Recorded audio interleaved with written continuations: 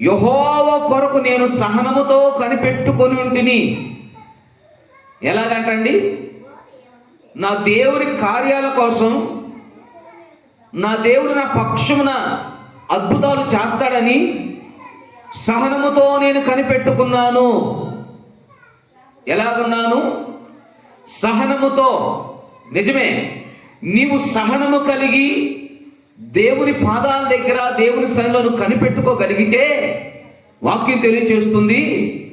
25వ కీర్తన 3వ వచనంలో మనం చూస్తే,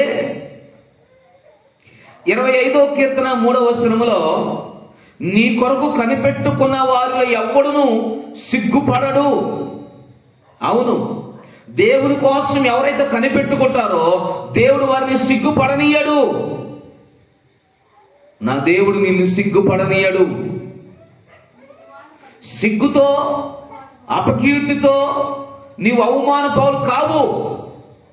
నువ్వు దేవుని దగ్గర కనిపెట్టుకుని ఉన్నావు కనుక, ఆయన గడప దగ్గర కనిపెట్టుకున్నావు కనుక నా దేవుడు నిన్ను సిగ్గుపడనీయడు. బైబిల్ గ్రంథంలో ఒక మాట తెలియచేస్తారు కదా, నా జనులకి ఎన్నడూ సిగ్గునందదు అంటాడు.